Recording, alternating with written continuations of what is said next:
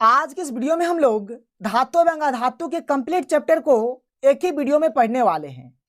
आज से आपको इधर उधर भटकने का जरूरत नहीं है, केवल आप इस वीडियो को देख लीजिए, आपका सारा कंसेप्ट क्लियर हो जाएगा। और इससे पहले मैंने आपको पार्ट 1 और पार्ट 2 पढ़ा दिया है। अगर आपने अभी तक उस वीडियो को नहीं देखे हैं तो सबसे पहले आप उस वीडियो को देख लीजिए, जिसका लिंक मैं आपको इस वीडियो के डिस्क्रिप्शन बॉक्स में दे दूंगा। तो आज हम लोग पढ़ने वाले हैं धातु एवं अधातु का कंप्लीट चैप्टर। अगर वीडियो आपको पसंद आए तो वीडियो को लाइक कर दीजिएगा और जितना हो सके इस वीडियो को ज़्यादा से ज़्यादा शेयर कर दीजिएगा। तो देखिए, धातु एवं अधातु को इंग्लिश से हम लोग मेटल एंड नॉन मेटल कहते हैं। तो चलिए चैप्टर को स्टार्ट करते हैं और हर एक चीज़ को बहुत ही सिंपल तरीके से समझते हैं।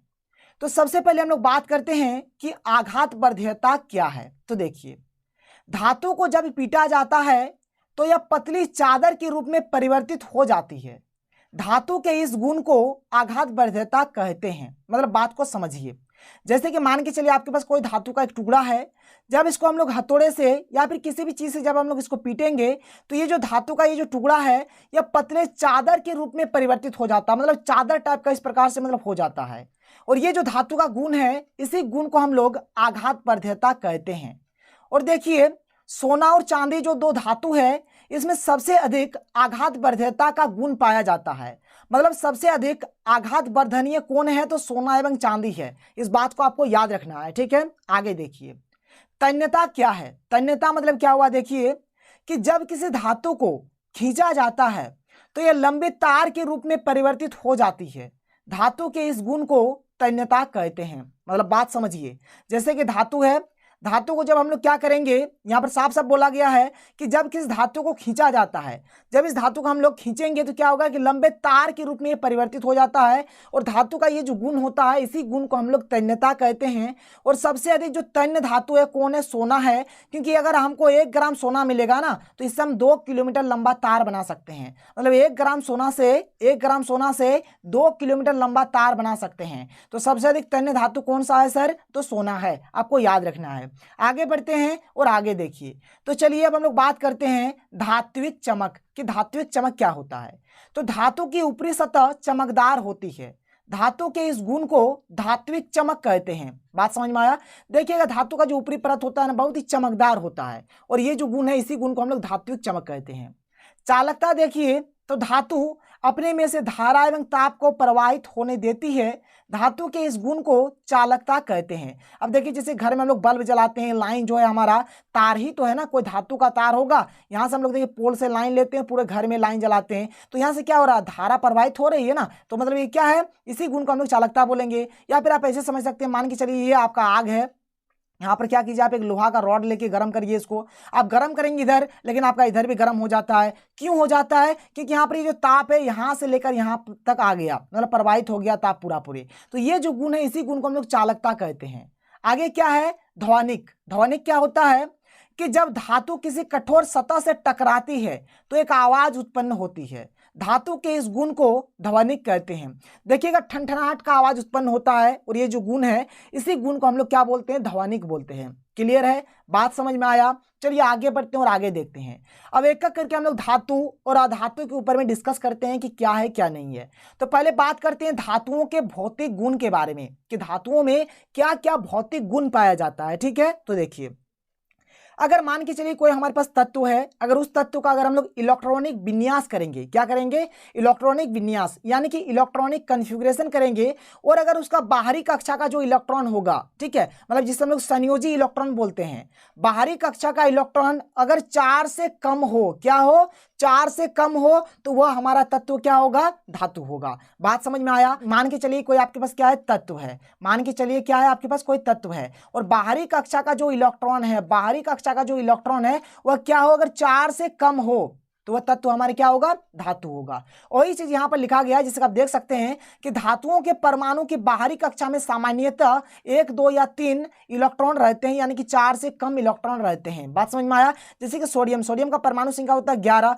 इसको अगर तोड़ेंगे तो क्या होगा, अगर यार इसका इलेक्ट्रॉनिक विन्यास करेंगे तो क्या होगा, 2 होगा, 8 होगा, 1 होगा। मैग्नीशियम का होता है 12, इसको तोड़ेंगे तो 2, 8, 2 होगा। एल्यूमिनियम का होता है 13, इसका होगा 2, 8, 3। तो देख लीजिए, बाहरी कक्षा में 1 है, यहाँ पर 2 है, यहाँ पर 3 है। ठीक है, बात समझ में आया। तो बाहरी कक्षा में अगर 4 से कम इलेक्ट्रॉन हो, 4 से कम इलेक्ट्रॉन हो तो इसका मतलब ये जो तत्व है क्या है, धातु है।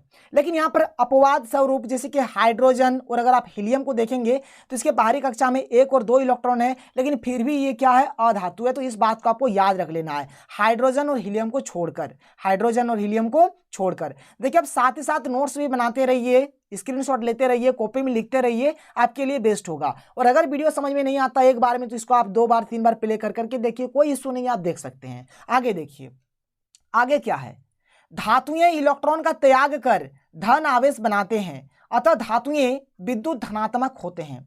देखिए जब मैंने आपको इलेक्ट्रॉनिक विन्यास पढ़ा रहा था, संयोजकता पढ़ा रहा था, उस टाइम मैंने आपको बताया था कि कौन सा तत्व इलेक्ट्रॉन का त्याग करता है, कौन सा तत्व इलेक्ट्रॉन का ग्रहण करता है। तो थोड़ा सा यहाँ पर मैं आपको फिर समझा देता हूँ।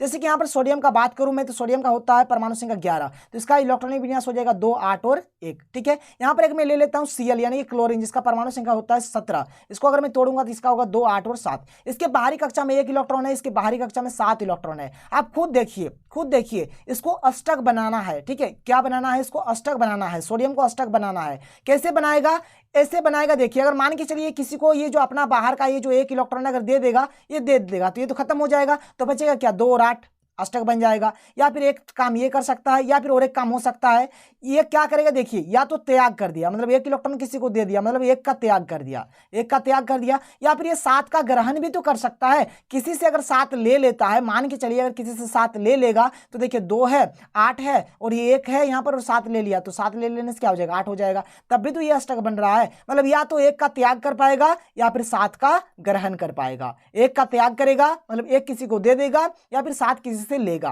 ठीक है, क्लोरीन का देखिए यहाँ पर बाहरी कक्षा में 7 इलेक्ट्रॉन है, अगर ये किसी से 1 इलेक्ट्रॉन ले लेता है, मतलब 1 इलेक्ट्रॉन का अगर ग्रहण कर लेता है तब भी इसका 8 बन जाएगा, मतलब 2, 8, 8 हो जाएगा। या फिर ये भी तो त्याग कर सकता है, ये भी तो त्याग कर सकता है। अगर 7 किसी को दे देगा तो 7 खत्म हो जाएगा, तो बचेगा 2 और 8, मतलब 2 और 8।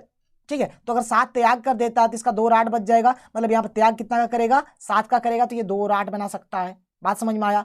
तो सोडियम क्या कर सकता है, 1 का त्याग कर सकता है या फिर 7 का ग्रहण कर सकता है। क्लोरीन क्या कर सकता है, 7 का त्याग कर सकता है या फिर 1 का ग्रहण कर सकता है। तो होगा कौन वाला, तो देखिए त्याग करना जल्दी होगा क्योंकि यहाँ पर 1 ही बार काम होगा। यहाँ पर ग्रहण करने में 7 बार लगेगा, 1 बार, 2 बार, 3 बार, 4 बार, 5 बार, 6 बार, 7 बार। तो जल्दी कौन वाला होगा, ये वाला होगा, मतलब ये त्याग करेगा, ग्रहण नहीं करेगा। ठीक है, क्लोरीन का देखिए त्याग अगर करता है तो 7 बार, मतलब 1, 2, 3, 4, 5, 6, 7 ऐसे 7 बार, और ग्रहण करेगा तो 1 ही बार में खत्म। तो जल्दी कौन वाला होगा, यहाँ पर ग्रहण जल्दी होगा तो ग्रहण करेगा, त्याग नहीं करेगा। तो इसका मतलब यही हुआ कि जो सोडियम होता है ना, सोडियम क्या करता है, 1 इलेक्ट्रॉन का त्याग करता है, और क्लोरीन क्या करता है, 1 इलेक्ट्रॉन का ग्रहण करता है। तो ये कंसेप्ट है और ये मैंने आपको पढ़ाया था जब मैंने आपको संयोजकता पढ़ा रहा था। ठीक है, तो चलिए आप समझ गए थोड़ा बहुत। तो यहाँ पर आप समझ लीजिए जो धातु होते हैं इलेक्ट्रॉन का त्याग करके क्या बनाते हैं, धनावेश बनाते हैं, और जितना इलेक्ट्रॉन का त्याग करेगा उतना धनावेश बनाएगा। जैसे कि सोडियम देखिए, सोडियम क्या करता है, 1 इलेक्ट्रॉन का त्याग करता है, इसलिए यहाँ पर 1 धनावेश बनाता है। मैग्नीशियम क्या करता है, 2 इलेक्ट्रॉन का त्याग करता है, इसलिए 2 धनावेश बनाता है। एल्यूमिनियम क्या करता है, 3 इलेक्ट्रॉन का त्याग करता है, इसलिए यहाँ पर ये 3 धनावेश बनाता है। ठीक है, इसको आप संयोजकता से भी रिलेट कर सकते हैं। ठीक है, तो सोडियम 1 इलेक्ट्रॉन का त्याग किया इसलिए Na+ बनाया, Mg2 का करता है इसलिए Mg2+, और Al3 का करता है इसलिए Al3+। कोई प्रॉब्लम नहीं है, कोई इशू नहीं है। देखिए अगर आप शुरू से अगर वीडियो को देख रहे हैं, जैसे कि चैप्टर 1 से अगर आप देख रहे हैं तो आप अच्छे तरीके से समझ पाएंगे, नहीं तो आपको समझने में दिक्कत होगा। ठीक है, आगे देखिए, आगे क्या है, धातु जो होता है वो ऊष्मा का सुचालक होता है। ठीक है, धातु विद्युत का भी क्या होता है, सुचालक होता है। धातु ठोस अवस्था में पाए जाते हैं, लेकिन यहाँ पर एक अपवाद है, जो पारा यानी कि जो मरकरी है, जो Hg है, ये द्रव अवस्था में पाए जाती है। इस बात को आपको याद रखना है, परीक्षा में क्वेश्चन पूछा जा सकता है कि वह कौन सा धातु है जो द्रव अवस्था में पाया जाता है, तो आपको बताना पारा यानी कि मरकरी यानी कि Hg। ठीक है, आगे देखिए, धातु सामान्यतः कठोर होते हैं। देखिए धातु एक्चुअल में क्या होते हैं, कठोर होते हैं, लेकिन कुछ धातु है जैसे कि लिथियम, सोडियम, पोटेशियम, ये इतने मुलायम होते हैं कि इसे चाकू से हम लोग आसानी से काट सकते हैं। ठीक है, इनके घनत्व तथा गलनांक भी कम होते हैं, और इनका जो घनत्व होता है, जो गलनांक होता है, ये भी कम होता है। ठीक है, एक्चुअल में धातु जो होते हैं, धातु का घनत्व उच्च होता है, लेकिन यहाँ पर LiNa है, इसका क्या होता है, घनत्व मतलब निम्न होता है, कम होता है। धातु का गलनांक और क्वथनांक भी उच्च होता है, लेकिन LiNa और K का गलनांक भी क्या होता है, कम होता है। ठीक है, आगे देखिए, धातुएं तन्य होती है, धातु में आघात वर्ध्यता का गुण पाया जाता है, इसकी ऊपरी परत चमकदार होती है। जब यह कठोर सतह से टकराती है तो ठनठनाहट की आवाज उत्पन्न होती है। क्लियर है, बात समझ में आया? बहुत ही सिंपल और इजी लैंग्वेज में मैं आपको समझा रहा हूं। आगे देखिए, अधातुओं के भौतिक गुण के ऊपर डिस्कस करते हैं कि अधातु में क्या क्या भौतिक गुण पाया जाता है। तो जैसे कि धातु में मैंने आपको बताया कि जो बाहर का जो इलेक्ट्रॉन होगा, बाहरी कक्षा में जो इलेक्ट्रॉन होगा कितना होगा, 4 से कम होगा। 4 से कम किसमें? धातु में।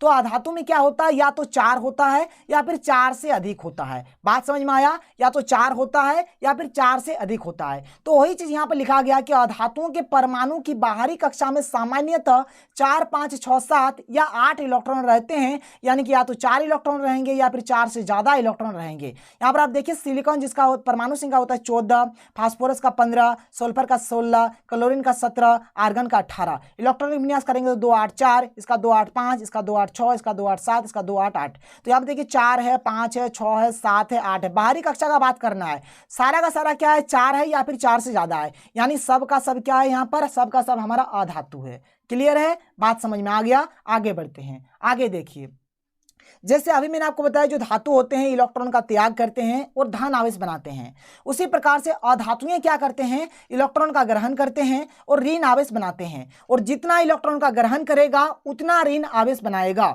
अतः अधातुएं क्या होती है, विद्युत ऋणात्मक होते हैं। जैसे क्लोरीन है, मैंने आपको शुरू में बताया कि क्लोरीन 1 इलेक्ट्रॉन का ग्रहण करता है, इसलिए यहां पर 1 माइनस बन रहा है। ऑक्सीजन 2 इलेक्ट्रॉन का ग्रहण करता है, इसलिए 2 माइनस बनाता है। नाइट्रोजन 3 इलेक्ट्रॉन का ग्रहण करता है, इसलिए 3 माइनस बनाता है। तो Cl किस में बदल जाता है, Cl माइनस में। ऑक्सीजन किस में बदल जाता है, O2 माइनस में। और नाइट्रोजन किस में बदल जाता है, N3 माइनस में। और इसी प्रकार से सारा का सारा होता रहेगा, जिससे कि आप समझ सकते हैं। क्लियर है? आगे देखिए और आगे बढ़ते हैं।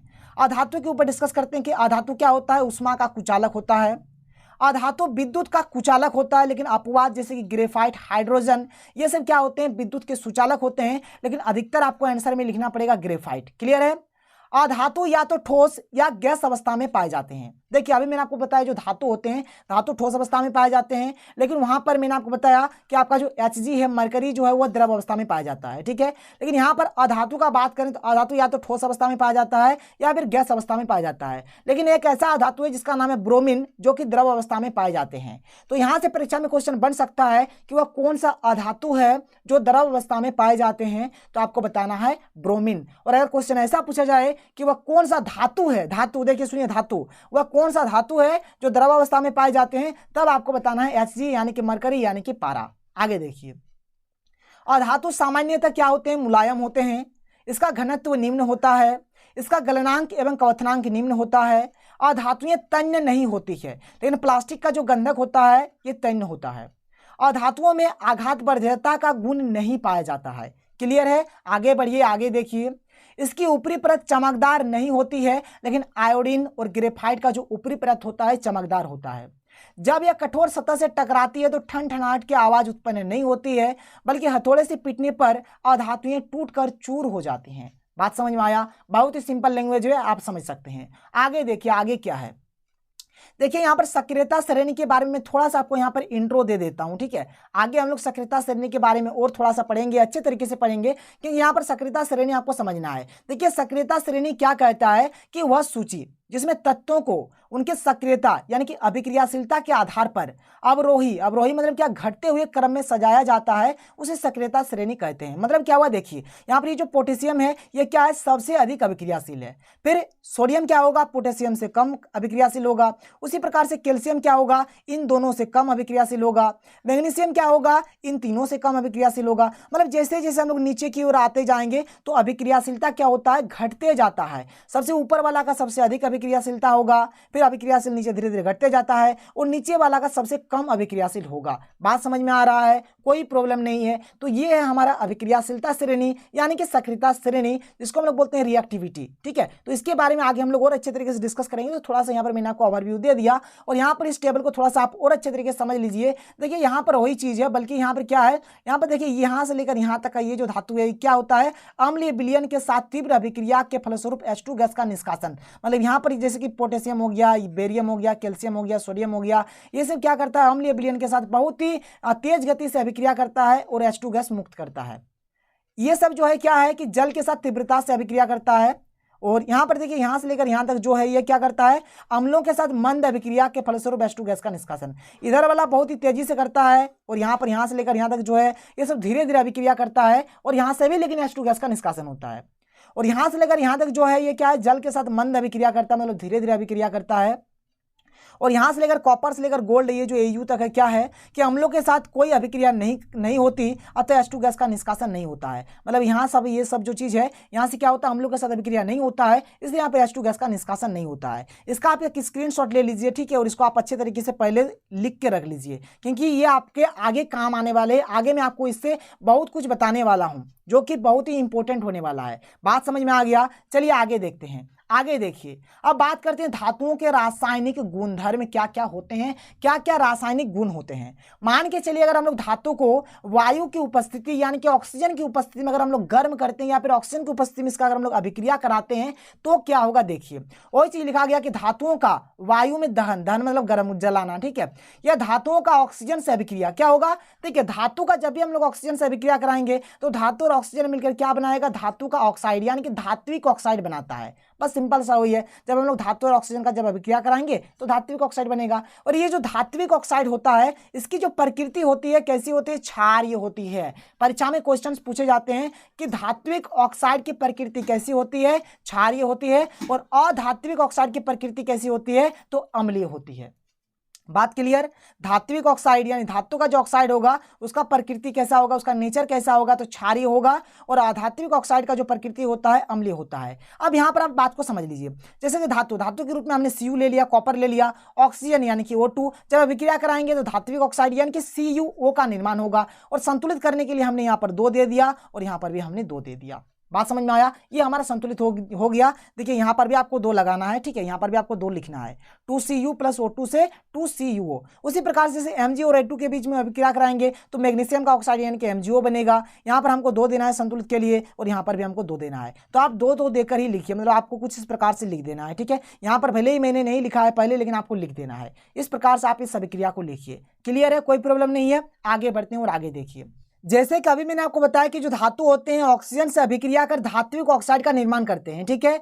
और ये जो धात्विक ऑक्साइड होते हैं ना, मतलब अधिकांश यानी कि मैक्सिमम धातु के जो ऑक्साइड होते हैं जल में अघुलनशील होते हैं, मतलब जल में नहीं घुलते हैं। लेकिन कुछ धातु के ऑक्साइड जो होते हैं जल में घुलकर क्षार बनाते हैं। अब ये क्षार क्या होता है, तो देखिए वैसे क्षारक जो जल में घुल जाते हैं उसे हम लोग क्षार कहते हैं। मतलब वैसे क्षारक जो जल में घुलनशील होंगे, जो जल में घुल जाते हैं, उसे हम लोग क्या कहते हैं, क्षार कहते हैं। तो देखिए यहाँ पर कुछ धातु के ऑक्साइड है जो जल में पूरी घुल जाते हैं, जैसे कि देख लीजिए क्या है, Na2O + H2O, ठीक है। ये जल में पूरी घुल जाएंगे और 2NaOH का निर्माण करेंगे। एक्चुअल में NaOH का निर्माण करता है, संतुलित के लिए हमने यहाँ पर 2 लगा दिया है। उसी प्रकार से K2O + H2O से क्या हो जाएगा, 2KOH हो जाएगा, और CaO + H2O से क्या हो जाएगा, CaOH2 हो जाएगा। देखिए अगर कोई सा भी समीकरण अगर आपका संतुलित नहीं रहेगा तो उसे आप संतुलित कर दीजिएगा, ठीक है। चलिए आगे बढ़ते हैं और आगे देखते हैं। देखिए अगला जो हमारा है क्या है, उभयधर्मी ऑक्साइड, जिसे हम लोग द्विधर्मी ऑक्साइड भी कहते हैं, और इसे हम लोग इंग्लिश से एम्फोटेरिक ऑक्साइड भी कहते हैं। किसको बोलते हैं, देखिए वैसे धातुओं के ऑक्साइड जिनमें अम्ल एवं क्षारक दोनों के गुण पाए जाते हैं उसे उभयधर्मी ऑक्साइड कहते हैं। मतलब क्या हुआ, देखिए मतलब धातु का ऑक्साइड रहेगा पहला बात, और उसमें क्या होगा, अम्ल का भी गुण रहेगा और क्षारक का भी गुण रहेगा। मतलब दोनों का अगर गुण रहे तो उसे ही हम लोग कहते हैं उभयधर्मी ऑक्साइड। मतलब धातु का वैसा ऑक्साइड जिसमें अम्ल और क्षारक दोनों का गुण पाया जाता है उसे हम लोग उभयधर्मी ऑक्साइड कहते हैं। तो यहाँ पर एग्जाम्पल के तौर पर ये जो ZNO है ये क्या है, उभयधर्मी ऑक्साइड है, क्योंकि इसमें अम्ल का भी गुण पाया जाता है और क्षारक का भी गुण पाया जाता है। तो ZNO को जब हम लोग यहाँ पर अम्ल के साथ जब अभिक्रिया कराते हैं तो ZnCl2 + H2O का निर्माण हो रहा है, और ZNO को जब हम लोग क्षारक के साथ अभिक्रिया कराते हैं तो Na2ZNO2 + H2O का निर्माण हो रहा है। कुछ इस प्रकार से ये सब चीज़ को आप समझ सकते हैं। मतलब आपको इतना याद रखना है कि जो उभयधर्मी ऑक्साइड जो होते हैं मतलब ये धातु का ही ऑक्साइड होता है जिसमें क्या होता है, अम्ल और क्षारक दोनों का गुण पाया जाता है। क्लियर है, चलिए आगे बढ़ते हैं और आगे देखते हैं। आगे देखिए, धातुओं की जल के साथ अभिक्रिया, मतलब जो धातु होते हैं जल के साथ किस प्रकार से अभिक्रिया करती है। देखिए विभिन्न धातुओं की जल के साथ अभिक्रिया भिन्न भिन्न वेग से होती है। मतलब देखिए जैसे कि धातु तो बहुत सारा होता है, तो मतलब जो अलग अलग धातु होते हैं जल के साथ उनका जो अभिक्रिया होता है ये भी अलग अलग टाइप का होता है, अलग अलग स्पीड से होता है। क्या होता है, देखिए कुछ धातुएं ठंडे जल के साथ ही अभिक्रिया कर लेती है। बहुत सारे ऐसे धातु है जो ठंडे जल से ही अभिक्रिया कर लेती है। कुछ धातुओं को जल के साथ गर्म करने पर अभिक्रिया होती है, जबकि कुछ धातुएं भाप के साथ अभिक्रिया करती है, किंतु हर स्थिति में हाइड्रोजन गैस मुक्त होती है एवं इन धातुओं के ऑक्साइड अथवा हाइड्रोक्साइड बनते हैं। बात समझिए, कुछ कुछ धातु जो होते हैं वो मतलब ठंडे जल के साथ अभिक्रिया करते हैं, कुछ कुछ जो धातु होते हैं वह गर्म जल के साथ अभिक्रिया करते हैं, कुछ कुछ जो धातु होते हैं वे भाप के साथ अभिक्रिया करते हैं, और बहुत सारे ऐसे भी धातु हैं जो ना तो ठंडे जल के साथ अभिक्रिया करते हैं, ना गर्म जल के साथ अभिक्रिया करते हैं, और ना ही भाप के साथ अभिक्रिया करते हैं। लेकिन जो जो धातु अभिक्रिया करते हैं, चाहे ठंडे जल के साथ हो, गर्म जल के साथ हो या फिर भाप के साथ हो, हर केस में, हर स्थिति में हाइड्रोजन गैस मुक्त होता है, मतलब हाइड्रोजन गैस निकलता है, और साथ ही साथ धातु का ऑक्साइड या फिर धातु का हाइड्रो ऑक्साइड का निर्माण होता है। इस बात को आपको समझना है, जो कि बहुत ही इंपॉर्टेंट है। आगे मैं आपको समझाता हूं अच्छे तरीके से। देखिए, ठंडे जल के साथ अभिक्रिया, जैसे कि सोडियम हो गया, पोटेशियम हो गया, कैल्शियम हो गया, ये सब जो धातुएं हैं ना, ये ठंडे जल के साथ अभिक्रिया करती है। जैसे कि आप देख सकते हैं, अभी मैंने आपको बताया, ठीक है, जैसे कि Na है, इसको जब हम लोग H2O के साथ अभिक्रिया कराएंगे तो NaOH प्लस H2 का निर्माण होगा। K का जब अभिक्रिया कराएंगे, यानी कि पोटेशियम का जब अभिक्रिया कराएंगे जल के साथ तो KOH प्लस H2 का निर्माण होगा। Ca का जब अभिक्रिया कराएंगे H2O के साथ तो CaOH2 प्लस H2 का निर्माण होगा। अब देखिए क्या है, पोटेशियम एवं सोडियम की अभिक्रिया के फलस्वरूप इतनी ऊष्मा उत्पन्न होती है कि उत्पन्न हाइड्रोजन गैस में तुरंत आग पकड़ लेती है। देखिए, सोडियम और पोटेशियम का जो केस है, मतलब ये वाला और ये वाला, इस केस में ये जो H2 निकलता है ना, ये जो हाइड्रोजन निकलता है, मतलब यहाँ पर क्या होता है, देखिए क्या बोला जा रहा है कि पोटेशियम एवं सोडियम की अभिक्रिया के फलस्वरूप इतनी ऊष्मा उत्पन्न होती है, मतलब बहुत ही ज्यादा ऊष्मा यहाँ पर जनरेट होता है, जिसके चलते क्या होता है, जो हाइड्रोजन गैस होता है यहाँ पर, ये जो H2 गैस है, ये सब इसमें तुरंत आग पकड़ लेती है। फिर जल के साथ कैल्शियम की अभिक्रिया थोड़ी धीमी होती है, इससे उत्पन्न ऊष्मा इतनी कम होती है कि कैल्शियम में आग नहीं पकड़ती, किंतु कैल्शियम को जल में डालने पर वो तैरने लगता है, क्योंकि मुक्त हाइड्रोजन गैस कैल्शियम की सतह को पूरी तरह से ढक लेती है। बात समझिए, ये जो सोडियम और पोटेशियम का केस है, इन दोनों केस में बहुत ही अधिक मात्रा में ऊष्मा उत्पन्न होता है, जिसके चलते ये जो आप हाइड्रोजन गैस देख पा रहे हैं, H2 गैस देख पा रहे हैं, इसमें तुरंत ही आग पकड़ लेता है। परंतु ये जो कैल्शियम का केस आप देख पा रहे हैं, मतलब ये जो अभिक्रिया है, इसमें बहुत ही कम मात्रा में ऊष्मा उत्पन्न होता है, जिसके चलते ये जो कैल्शियम है ना, इसमें आग तो नहीं पकड़ता है, लेकिन ये जो आप हाइड्रोजन गैस देख पा रहे हैं, ये हाइड्रोजन गैस क्या होता है, कैल्शियम के सतह पर जाकर बैठ जाता है, जिसके चलते ये जो कैल्शियम है, जब इसको हम लोग पानी में डालते हैं तो ये तैरना स्टार्ट कर देता है। वही चीज यहाँ पर लिखा गया है कि जल के साथ कैल्शियम की अभिक्रिया थोड़ी धीमी होती है, इससे उत्पन्न ऊष्मा इतनी कम होती है कि कैल्शियम में आग नहीं पकड़ती, किंतु कैल्शियम को जल में डालने पर वह तैरने लगता है, क्योंकि मुक्त हाइड्रोजन गैस कैल्शियम की सतह को पूरी तरह से ढक लेती है। तो ये बात आप समझ सकते हैं, मतलब यहाँ पर क्या होता है, कैल्शियम तैरना स्टार्ट कर देता है। आगे क्या है कि एल्यूमिनियम, मैग्नीशियम, आयरन एवं जिंक धातुएं ना तो ठंडे जल से और ना ही गर्म जल के साथ अभिक्रिया करती है, बल्कि ये भाप के साथ अभिक्रिया करती है। ये धातुएं भाप के साथ अभिक्रिया कर धातु ऑक्साइड एवं हाइड्रोजन गैस देती है। जैसे कि देख सकते हैं, Mg जो है वो H2O के साथ अभिक्रिया करेगा और MgO प्लस H2 का निर्माण करेगा। Zn जब जल के साथ अभिक्रिया करेगा तो ZnO प्लस H2 के साथ अभिक्रिया करेगा।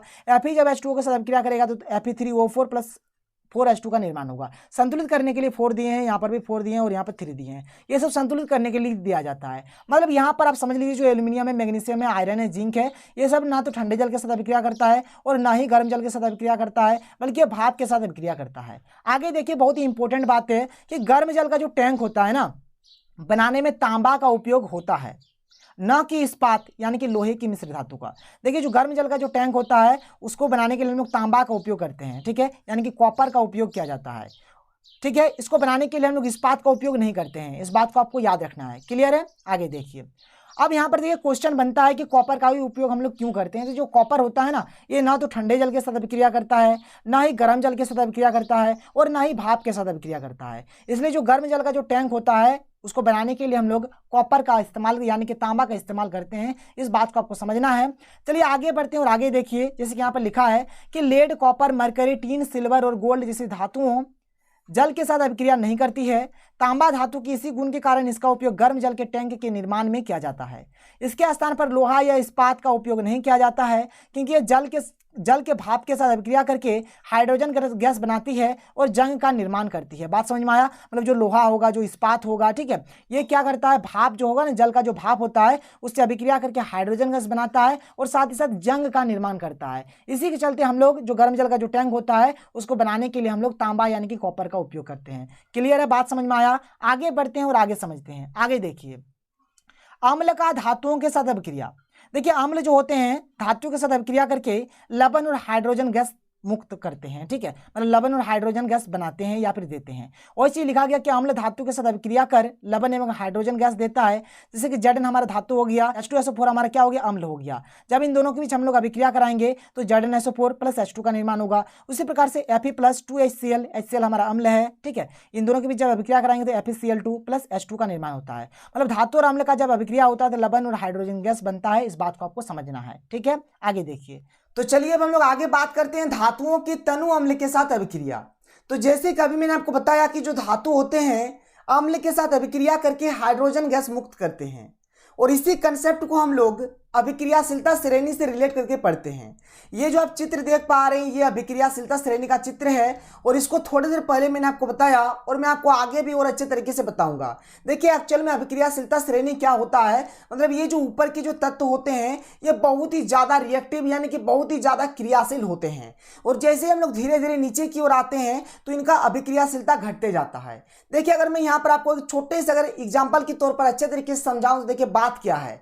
मान के चलिए जैसे कि यहाँ पर ये जो कंसेप्ट है क्या है कि धातुओं की तनु अम्ल के साथ अभिक्रिया। मान के चलिए अगर हम लोग धातु का अभिक्रिया कराते हैं किसके साथ, अम्ल के साथ, और यहाँ पर हम लोग मान के चलिए कुछ एग्जांपल ले लेते हैं। जैसे कि हमने यहाँ पर ले लिया, एक सोडियम ले लिया, एक मैग्नीशियम ले लिया, एक एल्यूमिनियम ले लिया, एक जिंक ले लिया। ठीक है, तो जैसे आप देख पा रहे हैं सोडियम जो है वो ऊपर में है हमारा, इसके नीचे हमारे क्या है, मैग्नीशियम है, इसके नीचे एल्यूमिनियम है, इसके नीचे क्या है, जिंक है। मान के चलिए कि अगर हम लोग इन धातुओं का अभिक्रिया कराते हैं किसके साथ, अम्ल के साथ, तो जब सबसे पहले अगर हम लोग सोडियम का अभिक्रिया कराएंगे तो जो सोडियम होगा ना ये अम्ल के साथ बहुत ही स्पीडली अभिक्रिया करेगा और हाइड्रोजन गैस मुक्त करेगा। मतलब ये बहुत ही अधिक रिएक्टिव होता है, बहुत ही अधिक क्रियाशील होता है। ठीक है, जब हम लोग मैग्नीशियम का अभिक्रिया कराएंगे तब ये जो मैग्नीशियम होगा ना ये सोडियम की अपेक्षा, मतलब सोडियम से अगर कंपेयर करेंगे तो सोडियम की अपेक्षा ये क्या होगा, कम स्पीड में मतलब अभिक्रिया करेंगे, लेकिन यहां पर भी हमारा हाइड्रोजन गैस निकलेगा, लेकिन थोड़े कम स्पीड में ये अभिक्रिया होता है।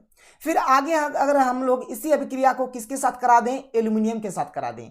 अगर अभिक्रिया को किसके साथ करा दें, एल्यूमिनियम के साथ करा दें, तो वही बात होगा यहाँ पर। जब एल्यूमिनियम के साथ अभिक्रिया कराएंगे तो ये मैग्नीशियम से कम स्पीड में ये अभिक्रिया को करेंगे, मतलब एल्यूमिनियम जो है ये मैग्नीशियम से क्या है, कम अभिक्रियाशील है। उसी प्रकार से हमारा Zn का भी होगा। तो वही चीज को मैंने यहाँ पर लिख भी दिया है और मैं आपको समझा भी देता हूँ। और देखिए साथ ही साथ आप लोग नोट्स भी बनाते रहिए जो कि आपके लिए बेस्ट होगा। क्या है, देखिए कि सोडियम धातु तनु हाइड्रोक्लोरिक अम्ल के साथ तीव्रता से अभिक्रिया करके सोडियम क्लोराइड बनाती है तथा हाइड्रोजन गैस मुक्त करती है। देखिए जैसे कि Na है यानी कि सोडियम, जब इसका अभिक्रिया हम लोग कराते हैं तनु HCl के साथ तो यहाँ से हमारा NaCl बनता है और H2 बनता है।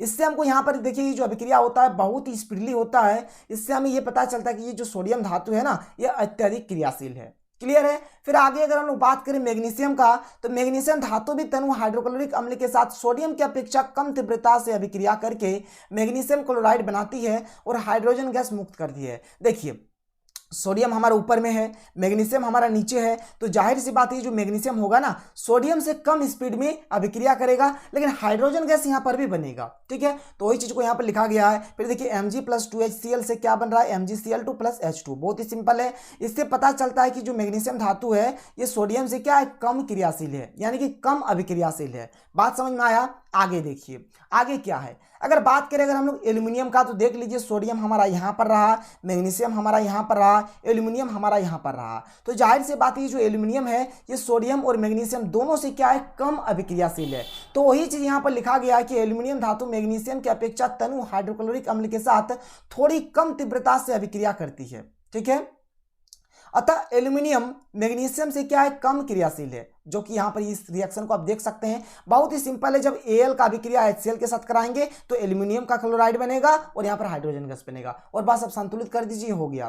फिर अगर जिंक धातु का बात करें तो जिंक धातु तनु हाइड्रोक्लोरिक अम्ल के साथ मैग्नीशियम की तुलना में कम तीव्रता के साथ अभिक्रिया करती है और हाइड्रोजन गैस बनाती है। वही बात हुआ यहाँ पर, देखिए जिंक तो आपका नीचे है, तो ये सब क्या होगा, इन तीनों से क्या होगा, कम तेजी से मतलब अभिक्रियाशील होगा। ठीक है, अगर अभिक्रियाशीलता का अगर हम लोग यहाँ पर क्रम देखें तो सोडियम सबसे अधिक रिएक्टिव होगा। ठीक है, इसके बाद क्या होगा, सोडियम के बाद आपका मैग्नीशियम होगा। ठीक है, मैग्नीशियम के बाद आपका कौन हो जाएगा, मैग्नीशियम के बाद आपका एल्यूमिनियम होगा, और एल्यूमिनियम के बाद कौन हो जाएगा आपका, तो जिंक हो जाएगा। ये रहेगा आपका क्रम। जैसे कि आप देख सकते हैं, पहले आपका सोडियम है, फिर आपका मैग्नीशियम है, फिर आपका एल्यूमिनियम है, फिर आपका क्या है, जिंक है। जो अम्ल के साथ अगर अभिक्रिया कराएंगे धातु का, तो ये इसका रहेगा क्रम। ठीक है, और मान के चलिए अगर हम लोग कॉपर के साथ अगर हम लोग अभिक्रिया कराते हैं किसी भी अम्ल या फिर तनु हाइड्रोक्लोरिक अम्ल का, तो यहाँ पर कोई अभिक्रिया संपन्न नहीं होगा, मतलब यहाँ पर अभिक्रिया नहीं होगा। इससे ये पता चलता है ये जो कॉपर है ना, ये जिंक से भी कम क्रियाशील है। जैसे देखिए कॉपर आपको कहां पर देखने को मिलेगा, कॉपर आपको इधर देखने को मिल रहा है, मतलब देखिए जिंक से भी बहुत ही कम क्रियाशील है, बहुत ही कम अभिक्रियाशील है। तो इस चीज को आप मतलब अभिक्रियाशीलता श्रेणी से रिलेट करके भी पढ़ सकते हैं और अच्छे तरीके से समझ सकते हैं। तो चलिए आगे बढ़ते हैं और आगे देखते हैं आगे क्या पढ़ना है। तो देखिए यहां पर आगे क्या है कि नाइट्रिक अम्ल, और नाइट्रिक अम्ल का सूत्र होता है HNO3। तो नाइट्रिक अम्ल के साथ किसी धातु की अभिक्रिया होने पर हाइड्रोजन गैस मुक्त नहीं होती है, जो कि एक बहुत ही अच्छा कंसेप्ट आपको सीखने को मिल रहा है, और यहां से परीक्षा में क्वेश्चन पूछे जा सकते हैं। देखिए जैसे कि मैंने आपको बताया शुरू से कि जब हम लोग धातु और अम्ल के बीच अभिक्रिया कराते हैं तो इसमें क्या होता है, हाइड्रोजन गैस मुक्त होता है। लेकिन जब हम लोग किसी भी धातु का अभिक्रिया कराएंगे नाइट्रिक अम्ल यानी कि HNO3 के साथ, तो इस केस में हमारा हाइड्रोजन गैस मुक्त नहीं होता है। इस बात को आपको याद रखना है। देखिए क्यों नहीं होता है, इसका कारण यह है कि नाइट्रिक अम्ल जो है क्या एक प्रबल ऑक्सीकारक होने के कारण अभिक्रिया के फलस्वरूप मुक्त हाइड्रोजन को ऑक्सीकृत करके जल में बदल देता है एवं स्वयं अवकृत होकर नाइट्रोजन के ऑक्साइड में परिवर्तित हो जाते हैं।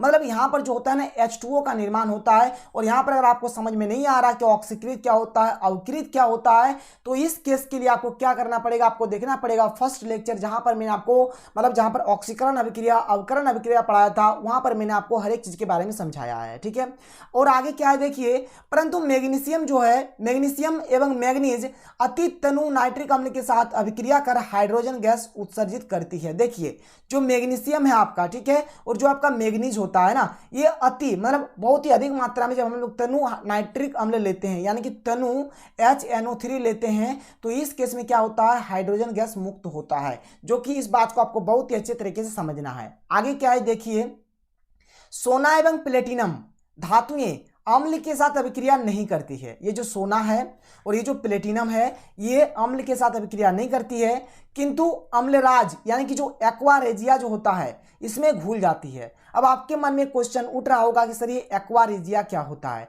तो देखिए एक्वा रेजिया क्या होता है, एक्वा रेजिया जो होता है 3:1 के अनुपात में सांद्र हाइड्रोक्लोरिक अम्ल और सांद्र नाइट्रिक अम्ल का ताजा मिश्रण होता है। देखिए सांद्र हाइड्रोक्लोरिक अम्ल यानी क्या हो गया आपका सांद्र HCl, ठीक है, और सांद्र नाइट्रिक अम्ल यानी क्या हो गया आपका सांद्र HNO3, ठीक है, और इनका जो होता है ये 3:1 का मिश्रण होता है। मतलब हम लोग क्या करते हैं, HCl का 3 भाग लेते हैं और HNO3 का क्या करते हैं, 1 भाग लेते हैं, और ये दोनों क्या होता है, सांद्र होता है, सांद्र HCl और सांद्र HNO3 लेते हैं। अब आपके मन में क्वेश्चन उठ रहा होगा कि सर ये सांद्र क्या होता है। देखिए एक आपका होता है सांद्र और एक आपका होता है तनु, और इन दोनों चीज को मैंने आपको बताया किसमें है, अम्ल क्षारक चैप्टर में। तो आप अम्ल क्षारक को देख लीजिए, आपका ये भी कंसेप्ट क्लियर हो जाएगा। ठीक है, तो जैसे कि मैंने आपको बताया यहां पर हम लोग क्या करते हैं, सांद्र HCl लेते हैं और सांद्र HNO3 लेते हैं, और सांद्र HCl जो हम लोग लेते हैं 3 भाग लेते हैं, और HNO3 जो सांद्र हम लोग लेते हैं वो 1 भाग लेते हैं, और इसका जो मिश्रण होता है इसी को हम लोग कहते हैं एक्वा रेजिया या फिर अम्लराज, जो भी आप बोलें।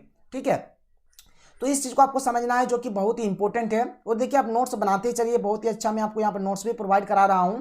चलिए आगे बढ़ते हैं, आगे देखते हैं आगे क्या है, धातु की अन्य धातुओं के लवण के विलयन के साथ अभिक्रिया। जैसे कि मान के चलिए कोई धातु है और कोई क्या है, कोई धातु का लवण का कोई विलयन है। जैसे कि यहाँ पर हमने एक Fe ले लिया और यहाँ पर कॉपर सल्फेट का विलयन ले लिया, तो यह क्या है, मतलब धातु के ही तो लवण का विलयन है। यहाँ पर भी क्या है, धातु के लवण का ही तो विलयन है, और ये सब क्या है, धातु है।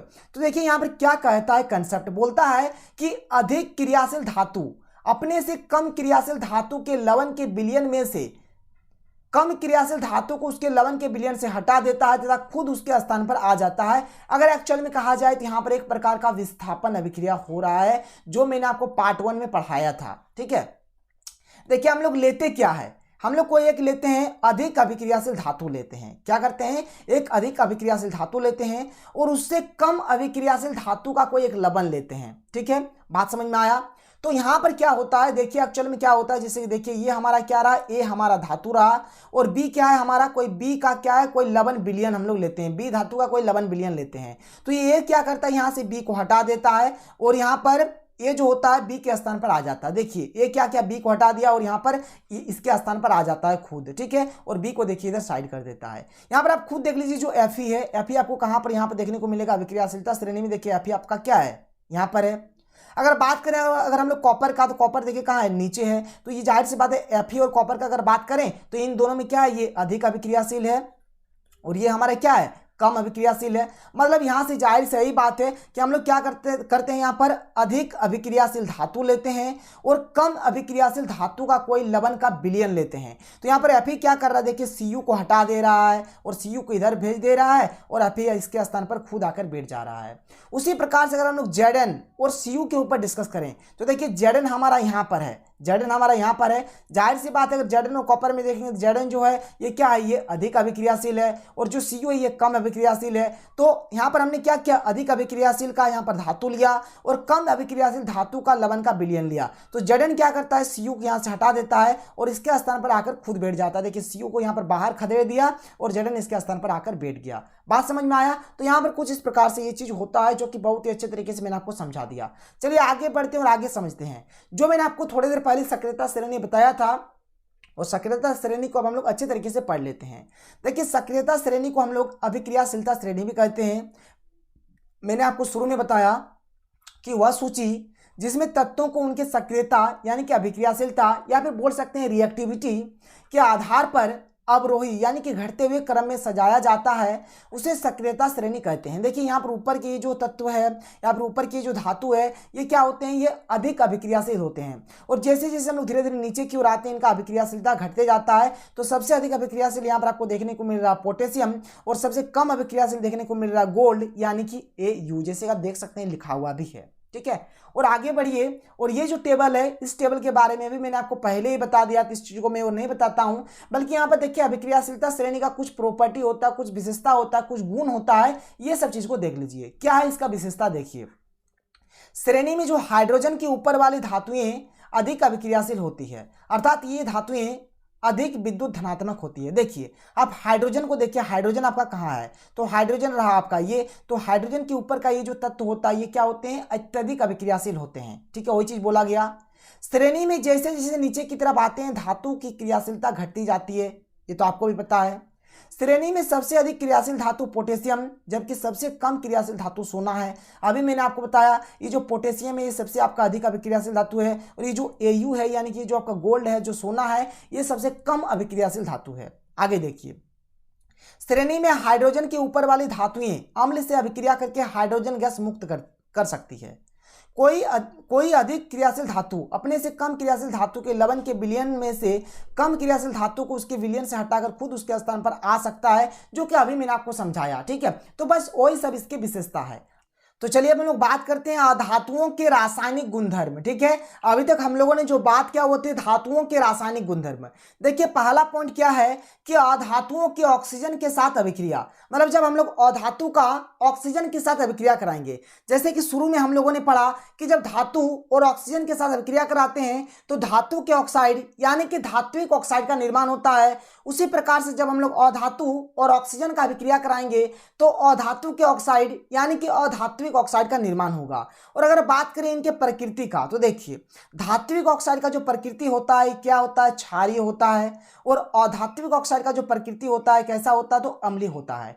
तो वही चीज यहाँ पर लिखा गया है कि अधातुएं ऑक्सीजन के साथ अभिक्रिया कर अधात्विक ऑक्साइड बनाती है जिसकी प्रकृति कैसी होती है, तो अम्लीय होती है। जैसे कार्बन क्या है, हमारे एक अधातु है, और जब इसका अगर हम लोग ऑक्सीजन के साथ कराते हैं तो CO2 यानी कि कार्बन डाइऑक्साइड का निर्माण होता है, जिसकी जो प्रकृति होती है कैसी होती है, तो अम्लीय होती है। उसी प्रकार से H+O2 से क्या बनेगा, SO2 बनेगा, जिसकी प्रकृति कैसी होगी, अम्लीय होगी। लेकिन कुछ अधातुओं के जो ऑक्साइड होते हैं ना, ये लिटमस पत्र होते हैं, इसके प्रति उदासीन होते हैं, मतलब कोई यहाँ पर इफेक्ट नहीं करता है। जैसे कि हम सभी को पता है जो अम्ल होते हैं, अम्ल देखिए अम्ल क्या करते हैं, नीले लिटमस पत्र को लाल कर देते हैं। अम्ल क्या करते हैं, नीले लिटमस पत्र को लाल कर देते हैं। तो जैसे कि हमको पता चला कि जो अधातु के जो ऑक्साइड होते हैं, जैसे यहाँ पर मैंने आपको बताया कि जो अधातु के जो ऑक्साइड होते हैं ये कैसी प्रकृति होती है, इसकी तो अम्लीय प्रकृति होती है। और जब अम्ल होगा ना सर, तो ये क्या करेंगे, नीले लिटमस पत्र को लाल कर देंगे, ठीक है। लेकिन यहाँ पर कुछ अधातु के ऑक्साइड होते हैं, जैसे कि आपका कार्बन मोनोऑक्साइड हो गया यानी कि CO, और नाइट्रस ऑक्साइड हो गया यानी कि N2O, ये क्या होते हैं, लिटमस के प्रति उदासीन होते हैं, मतलब कोई इफेक्ट नहीं होता है। लेकिन अगर वो अम्ल होगा तो वो क्या करेगा, नीले लिटमस पत्र को लाल कर देगा। लेकिन ये सब जो अधातु के जो ऑक्साइड होते हैं ये कोई अभिक्रिया नहीं करते हैं लिटमस पत्र के साथ। बात समझ में आया, वही चीज यहाँ पर लिखा गया है। आगे देखिए, आगे क्या है आपका, आगे है आपका अधातुओं की जल के साथ अभिक्रिया। तो अधातुएं जल के साथ अभिक्रिया नहीं करती है। बात समझ में आया। अधातुओं की अम्ल के साथ अभिक्रिया, तो अधातुएं जो होते हैं ये भी अम्ल के साथ अभिक्रिया नहीं करती है। लेकिन यहाँ पर एक अपवाद है, इसको आप नोट डाउन कर लीजिए। यहाँ पर देखिए S जो है ये हमारा क्या है, AS जो है ये हमारा एक अधातु है, HNO3 अभी मैंने आपको बताया नाइट्रिक अम्ल, इसके साथ जब अभिक्रिया ये संपन्न हो जाता है कुछ इस प्रकार से। क्लियर है, बात समझ में आया। खैर कोई दिक्कत नहीं है, चलिए आगे बढ़ते हैं। लेकिन एक्चुअल में जो अधातु होते हैं ये अम्ल के साथ अभिक्रिया नहीं करते हैं, जल के साथ भी अभिक्रिया नहीं करते हैं। लेकिन यहाँ पर एक अपवाद दिया गया है, इसको आप नोट डाउन कर लीजिए। आगे बढ़ते हैं और आगे देखते हैं अधातुओं की हाइड्रोजन के साथ अभिक्रिया। तो क्या है, अधातुएं हाइड्रोजन के साथ संयोग करके ससंयोजक यौगिक का निर्माण करती है। जैसे कि H2+S से आपका क्या बन जाएगा, H2S बन जाएगा, जो कि क्या है, ससंयोजक यौगिक है। और अभी मैं आपको बताऊंगा थोड़ी देर बाद ससंयोजक यौगिक क्या होता है। फिर उसी प्रकार से N2+3H2 से आपका क्या बन जाएगा, NH3, और यहाँ पर संतुलित करने के लिए हमने क्या दे दिया, 2 दे दिया, और यहाँ पर हमने क्या दे दिया, 3 दे दिया। क्लियर है, आगे बढ़िए और आगे देखिए। तो चलिए हम लोग आगे बात करते हैं धातुएं और अधातुएं के बीच अभिक्रिया। तो देखिए यहाँ पर क्या है कि जब हम लोग धातु और अधातु के बीच अभिक्रिया कराएंगे तो आयनिक यौगिक का निर्माण होगा, ठीक है।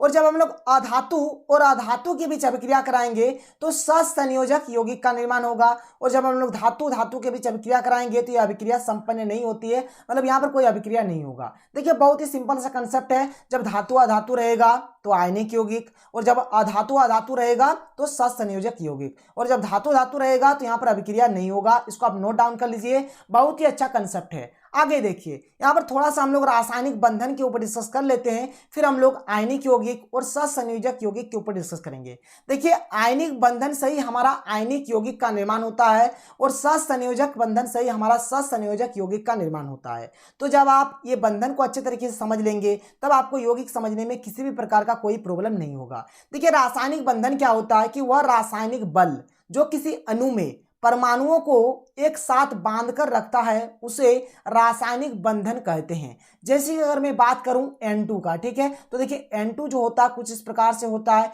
तो यहां पर देखिए क्या होता है, ये सब जो होते हैं ये क्या करते हैं, इस N को और इस N को, ये हमारे क्या परमाणु है, ये भी हमारा क्या है परमाणु है, और ये N2 हमारे क्या है अणु है। ये जो N2 अणु है ना, इसके जो परमाणु होते हैं, परमाणु को आपस में एक बल से, एक फोर्स से क्या करते हैं, बांध कर रखते हैं, और इसी को हम लोग क्या कहते हैं, रासायनिक बंधन कहते हैं। यहाँ पर ये जो आप देख पा रहे हैं ये हमारे क्या है, रासायनिक बंधन है। उसी प्रकार से अगर हम लोग H2 का बात करेंगे तो इसमें कुछ इस प्रकार से होता है, O2 का बात करेंगे तो इसमें कुछ इस प्रकार से होता है। ये सब चीज के बारे में अभी हम लोग और अच्छे तरीके से डिस्कस करेंगे। आगे बढ़ते हैं और आगे देखिए, सबसे पहले यहाँ पर देख लीजिए कि जो रासायनिक बंधन होता है ये 2 प्रकार के होते हैं। एक हमारा होता है आयनिक बंधन, जिसे हम लोग वैद्युत संयोजक बंधन भी कहते हैं, और एक हमारा होता है सहसंयोजक बंधन। क्लियर है, आगे बढ़िए। तो चलिए सबसे पहले हम लोग बात करते हैं आयनिक बंधन। तो देखिए आयनिक बंधन क्या होता है कि 2 परमाणुओं के बीच जब एक परमाणु से दूसरे परमाणु में इलेक्ट्रॉनों के हस्तांतरण होने से उन दोनों परमाणुओं के बीच बंधन बनता है तो उसे आयनिक बंधन कहते हैं। देखिए यहाँ पर एग्जाम्पल के तौर पर आप NaCl ले लीजिए, ठीक है। अब NaCl में आपका क्या क्या है, एक है आपका Na और एक है आपका Cl। जैसे कि पहले भी मैंने आपको बताया कि ये जो Na होता है ये क्या करता है, एक इलेक्ट्रॉन का त्याग करता है, और ये Cl क्या करता है, एक इलेक्ट्रॉन का ग्रहण करता है। ठीक है, एक इलेक्ट्रॉन का ग्रहण करता है। मतलब ये Na क्या करेगा, ये जो अपना जो बाहरी कक्षा में जो एक इलेक्ट्रॉन है ना, इसको ये त्याग कर देगा, इसको ये निकाल देगा। और ये Cl क्या करेगा, ये जो Na ने जो ये जो एक इलेक्ट्रॉन त्याग किया, Cl क्या करेगा, इस एक इलेक्ट्रॉन को ग्रहण कर लेगा। यहां पर क्या होता है, इलेक्ट्रॉन का हस्तांतरण होता है, मतलब एक परमाणु इलेक्ट्रॉन का त्याग कर रहा है तो दूसरा परमाणु इलेक्ट्रॉन का ग्रहण कर रहा है, और इस प्रकार से यहां पर क्या होता है, एक बंधन बनता है। और ये जो बंधन होता है, इसी बंधन को हम लोग कहते हैं आयनिक बंधन, और इसके फलस्वरूप एक यौगिक का भी निर्माण हो रहा है जिसका नाम है NaCl। तो ये जो यौगिक आपका बन गया, इसी यौगिक को हम लोग कहेंगे कौन सा यौगिक, तो आयनिक यौगिक कहेंगे सर। इस यौगिक को क्या कहेंगे, आयनिक यौगिक कहेंगे। बात समझ में आ गया। चलिए अभी मैं आपको और अच्छे तरीके से समझाता हूं इसके कंसेप्ट को। देखिए एक्चुअल में होता क्या है, पहला पॉइंट है आपका कि एक परमाणु अपनी इलेक्ट्रॉन का त्याग करता है तो दूसरी परमाणु इलेक्ट्रॉन का ग्रहण करता है और निकटतम अक्रिय गैस की भांति व्यवहार करता है। ठीक है, जो परमाणु इलेक्ट्रॉन का त्याग करता है उस पर धन आवेश बनता है, जितना इलेक्ट्रॉन का त्याग करेगा उतना धन आवेश बनेगा, और ये सब मैंने आपको पहले भी पढ़ा दिया है। जो परमाणु इलेक्ट्रॉन का ग्रहण करता है उस पर ऋण आवेश बनता है, और जितना इलेक्ट्रॉन का ग्रहण करेगा उस पर उतना ऋण आवेश बनेगा। ठीक है, और देखिए यहाँ पर ये जो NaCl है, CaO है, MgO है, Na2O है, ये सब क्या है, आयनिक यौगिक है। और इस सब का निर्माण आपको किस प्रकार से करना, अगर इसका आप डिटेल वीडियो चाहते हैं तो आप डिस्क्रिप्शन बॉक्स को चेक कर लीजिए, इस पर मैंने बहुत ही अच्छे तरीके से वीडियो बनाया है, लेकिन यहां पर मैं आपको थोड़ा सा समझा देता हूं। ठीक है, आप डिस्क्रिप्शन बॉक्स को चेक कर लीजिए, आपको पता चल जाएगा NaCl, CaO, MgO, Na2O, इस प्रकार से जो भी आयनिक यौगिक होते हैं इसका निर्माण आप किस प्रकार से करेंगे। तो देखिए NaCl के ऊपर डिस्कस करते हैं सबसे पहले। तो NaCl में आपका क्या है, एक आपका Na है, एक आपका Cl है। Na का परमाणु संख्या होता है 11, इसका इलेक्ट्रॉनिक विन्यास होता है 2 8 1, बाहरी कक्षा में 1 इलेक्ट्रॉन, यानी ये 1 इलेक्ट्रॉन का त्याग करेगा। ठीक है, क्लोरीन का बात करेंगे तो होता है परमाणु संख्या 17, इलेक्ट्रॉनिक विन्यास 2 8 7, बाहरी कक्षा में 7 इलेक्ट्रॉन, और ये क्या करता है, 1 इलेक्ट्रॉन का ग्रहण करता है। तो Na के बाहरी कक्षा में 1 इलेक्ट्रॉन था इसलिए हमने इसके ऊपर में 1 लगा दिया। क्लोरीन के बाहरी कक्षा में 7 इलेक्ट्रॉन था इसलिए हमने यहाँ पर 2, यहाँ पर 2 4, यहाँ पर 2 6 और यहाँ पर 1 7 लगा दिया। क्लियर है। अब देखिए यहाँ पर एक्चुअली में होता क्या है, ये Na क्या करेगा, ये जो Na है क्या किया, यहां से 1 इलेक्ट्रॉन Cl को दे दिया, तो Na क्या बनाया, 1 इलेक्ट्रॉन दिया इसलिए यहां पर 1 प्लस बना। Cl क्या किया, 1 इलेक्ट्रॉन लिया इसीलिए इसके ऊपर में 1 माइनस बना। ठीक है, और इस प्रकार से NaCl का निर्माण हो गया, और इस पर डिटेल वीडियो मैंने बनाकर रखा, डिस्क्रिप्शन बॉक्स को चेक करिए, वहां पर जाकर आप देख लीजिए। आगे बढ़ते हैं और आगे देखते हैं। आगे देखिए, अब हम लोग बात करते हैं सहसंयोजक बंधन के ऊपर। क्या होता है कि जब दो परमाणु आपस में इलेक्ट्रॉनों का साझा करके अपना अष्टक पूरा करते हैं तब उनके बीच बना हुआ रासायनिक बंधन सहसंयोजक बंधन कहलाता है। देखिए यहाँ पर इलेक्ट्रॉन का ना तो त्याग होता है ना ही इलेक्ट्रॉन का ग्रहण होता है, बल्कि यहाँ पर क्या करते हैं, जो भी परमाणु होते हैं ना इलेक्ट्रॉन का साझा करते हैं, मतलब पार्टनरशिप होते हैं। अब पार्टनरशिप मतलब क्या होता है, जैसे कि आप सभी को पता है, मान के चलिए आप लोग कोई दो पार्टनर, आप लोग कोई मान के चलिए पार्टनर ए है पार्टनर बी, कोई भी काम को स्टार्ट करता है तो क्या करता है, ये आधा पैसा लगाता है, ये आधा पैसा लगाता है, तब तो ये काम को स्टार्ट होता है। तो इसी प्रकार से कोई सा भी परमाणु होता है तो एक जो परमाणु होगा वो अपना आधा % देता है, दूसरा परमाणु भी आधा % देता है, और इस प्रकार से यहाँ पर यौगिक का निर्माण होता है। और ये जो यौगिक होता है इसके बीच में एक बंधन वर्क करता है, एक बॉन्ड वर्क करता है, जिस बॉन्ड को हम लोग कहते हैं, जिस बंधन को हम लोग कहते हैं सहसंयोजक बंधन, जिसे हम लोग कोवैलेंट बॉन्ड भी कहते हैं। बात समझ में आ गया, समझ लीजिए अच्छे तरीके से। जैसे अगर बात करें अगर हम लोग H2 का, तो H2 का परमाणु संख्या होता है 1 और इसका जो इलेक्ट्रॉनिक विन्यास होगा एक ही होगा। देखिए H2 में क्या होता है, देखिए H2 के बाहरी कक्षा में 1 इलेक्ट्रॉन, इसको मैं यहाँ पर बनाकर आपको समझा देता हूँ, आप अच्छे तरीके से समझेंगे। देखिए H है, H के बाहरी कक्षा में 1 इलेक्ट्रॉन है, तो यहाँ पर भी आपको 1 देना है, यहाँ पर भी आपको 1 देना है। ये H क्या करेगा, इसके साथ पार्टनरशिप करेगा, मतलब देखिए कुछ इस प्रकार से पार्टनरशिप कर दिया। ठीक है, इसका 1 इलेक्ट्रॉन इसको 1 इलेक्ट्रॉन के साथ पार्टनरशिप किया, और इसका ये इलेक्ट्रॉन इसके 1 इलेक्ट्रॉन के साथ इस प्रकार से पार्टनरशिप किया। ठीक है, और यहाँ पर देखिए क्या है ये जो आपका 2 बिंदु है, देखिए 2 बिंदु में क्या होता है, अगर एक लाइन का बात करेंगे तो यहाँ पर 2 ही बिंदु होता है, 2 लाइन का बात करेंगे तो देखिए 4 बिंदु आपका इस प्रकार से होता है, 3 लाइन का बात करेंगे तो आपका यहाँ पर कुछ इस प्रकार से 6 बिंदु होता है ना, नहीं होता है, आप खुद बोलिए होता है। तो बस वही चीज को हमने लिख दिया, यहाँ पर 2 बिंदु, इसी प्रकार से यहाँ पर क्या होगा, आपका 1 बॉन्ड होगा। उसी प्रकार से अगर O2 का बात करेंगे, देखिए O का होता है 8, यानी अगर इसका इलेक्ट्रॉनिक विन्यास करेंगे तो 2 और 6 होगा। ऑक्सीजन का हमने क्या किया, यहाँ पर 2 दे दिया, 4 ठो और 1 ठो 5 ठो 6 ठो। ठीक है, इस वो का भी यहाँ पर 2 ठो 3 ठो 4 ठो 5 ठो 6 ठो। तो ये वो क्या करेगा, इसके साथ 2 ठो लेके इस प्रकार से अष्टक पूरा करके पार्टनरशिप करेगा, और ये भी इस प्रकार से अष्टक पूरा करके किस प्रकार से पार्टनरशिप बनाएगा। तो यहाँ पर देखिए 1 बॉन्ड, यहाँ पर 1 बॉन्ड, 2 बॉन्ड, इसलिए यहाँ पर क्या आया, 2 बॉन्ड आया। उसी प्रकार से नाइट्रोजन का भी हो रहा है। देखिए यहाँ पर ये जो H2 है यहाँ पर आपको एक बंधन देखने को मिल रहा है, यहाँ पर आपको 2 बंधन देखने को मिल रहा है, और यहाँ पर आपको देख लीजिए 3 बंधन देखने को मिल रहा है। तो जो मैक्सिमम होता है 3 तक ही होता है। तो सहसंयोजक बंधन जो होता है 3 प्रकार के होते हैं, एकल सहसंयोजक बंधन, द्वि सहसंयोजक बंधन और त्रिसहसंयोजक बंधन, ठीक है। और इसका भी यहाँ पर देखिए जितने भी कार्बनिक यौगिक होते हैं जैसे कि CH4 हो गया, C2H6 हो गया, कार्बन चैप्टर में हम लोग अच्छे तरीके से डिस्कस करेंगे। इसका नाम होता है मीथेन, ठीक है, इसका नाम होता है इथेन, ठीक है। तो ये नाम भी किस प्रकार से हो रहा है, methane, ethane, propane, butane, pentane, hexane, heptane, octane, नोनेन, decane, जो भी होगा इस प्रकार से ये सबका भी संरचना बनाया जाता है। इस प्रकार से आप इसका स्ट्रक्चर ड्रॉ कर सकते हैं। और हर एक केस में आपका सहसंयोजक बंधन ही होता है, कोवैलेंट बॉन्ड ही होता है। अगर आप इसका भी वीडियो देखना चाहते हैं कंप्लीट कि किस प्रकार से एक्चुअल में बनता है, तो आप डिस्क्रिप्शन बॉक्स को एक बार चेक कर लीजिए, आपको आयनिक वाला भी पता चल जाएगा और सहसंयोजक बंधन वाला भी पता चल जाएगा। तो ये सब जो यौगिक है क्या है सर, तो सहसंयोजक यौगिक है, और इसके बीच में जो बॉन्ड काम कर रहा है, जो बंधन काम कर रहा है, उस बंधन को हम लोग बोलेंगे सहसंयोजक बंधन। आगे बढ़ते हैं और आगे समझते हैं आयनिक यौगिक क्या होता है। तो आयनिक बंधन इसमें होता है, और देखिए आयनिक बंधन अभी हमने पढ़ा कि इलेक्ट्रॉन के हस्तांतरण से होता है। तो इलेक्ट्रॉन के पूर्ण हस्तांतरण के फलस्वरूप बनते हैं। ये आयनों से बने होते हैं, ये मुख्यतः ठोस होते हैं, इनका द्रव्यनांक एवं क्वथनांक उच्च होता है। आयनिक यौगिक सामान्यतः जल में घुलनशील तथा बेंजीन, क्लोरोफॉर्म इत्यादि अकार्बनिक विलायकों में प्रायः अघुलनशील होते हैं, जो कि बहुत ही इंपॉर्टेंट है, जो कि बहुत ही इंपॉर्टेंट है। आयनिक यौगिक क्या होते हैं, जल में घुलनशील होते हैं, लेकिन बेंजीन, क्लोरोफॉर्म ये सब में क्या होते हैं, अघुलनशील होते हैं। ये द्रवित या जलीय विलयन की अवस्था में विद्युत के सुचालक होते हैं। जब ये द्रवित अवस्था में होते हैं या फिर जलीय विलयन की अवस्था में होते हैं तो ये क्या होते हैं, विद्युत के सुचालक होते हैं। इनके अणु की कोई निश्चित आकृति नहीं होता है, कोई निश्चित शेप नहीं होता है। विलयन में ये तीव्रता से अभिक्रिया करते हैं, और जो विलयन होता है ये विलयन में बहुत ही फास्टली, ठीक है, बहुत ही तेजी से, बहुत ही स्पीडली अभिक्रिया करते हैं। आगे देखिए, अब बात कर लेते हैं सहसंयोजक यौगिक के ऊपर। तो इलेक्ट्रॉन के पारस्परिक साझा के फलस्वरूप बनते हैं, मतलब इसमें आपका क्या होता है, सहसंयोजक बंधन होता है। ये उदासीन अणुओं से बने होते हैं, ये मुख्यतः ठोस या द्रव होते हैं, इनका द्रव्यनांक और क्वथनांक निम्न होता है। सहसंयोजक यौगिक सामान्यतः जल में अघुलनशील, देखिए ये जल में अघुलनशील होगा, परंतु जो अकार्बनिक विलायक जैसे कि आपका बेंजीन हो गया, क्लोरोफॉर्म हो गया, ये सब में ये घुलनशील होते हैं।